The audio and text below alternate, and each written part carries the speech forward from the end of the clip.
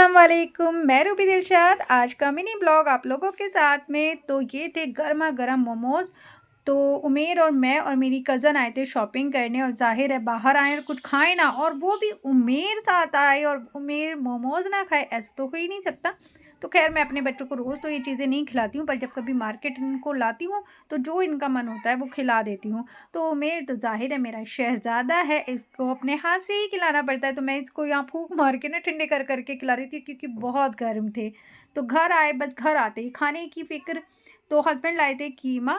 तो लहसुन प्याज अदरक का मैंने पेस्ट बनाया और सरसों का ऑयल जो है तो गर्म करने रख दिया, और उसके बाद में मैंने थोड़ा सा ज़ीरा डाला, लहसुन प्याज अदरक का पेस्ट डाला, उसके बाद डाला इसके अंदर धुला हुआ कीमा, और कीमे की थोड़ी सी देर बुनाई करके डाले सूखे मसाले। तो ये एक काम ना मेरा बढ़ गया था, वरना तो अगर मैं घी में बनाती हूँ तो घी में ही मैं फिर कीमा, लहसुन प्याज अदरक का पेस्ट और सारे मसाले और घी एक साथ सब डालती हूँ, मिलाती हूँ और उसको चढ़ा देती हूँ प्रेशर कुकर में। मगर ऑयल में जब बनाते हैं ना तो ये सारी चीज़ें फिर भूनकर ग्रेवी की तरह ही बनाना पड़ता है, क्योंकि ऑयल की महक ना बुनाई में निकलती नहीं है। ज़ाहिर है सरसों के तेल की एक कहते हैं ना कच्चेपन की जो हड़ांद होती है वो नहीं निकलती। तो इसीलिए मुझे इस तरीके से कीमा बनाना पड़ा, क्योंकि हस्बैंड ने कहा आजकल सर्दी है, इतनी जल्दी खाते खाते सालन जो है तो जम रहा होता है, बार बार जाती हो गर्म करके लाती हो, तो इसीलिए तुम इतने ज़्यादा सर्दी है सरसों के ऑयल में ही बना लो। तो बस फिर मैंने कीमा चढ़ाया, कीमा चढ़ाने के बाद यहाँ मैंने आलू कट किए, और आज देखें मैंने मेहंदी भी लगाई थी। और शाइमा हमेशा मुझे कहती है कि रूबी आप सब कुछ कर लेती हो, बस एक मेहंदी नहीं लगाती हो। तो देखो शाइमा, आज मैंने मेहंदी भी लगाई है। तो बस मुझे इससे ज़्यादा कुछ नहीं आता मेहंदी में लगाना।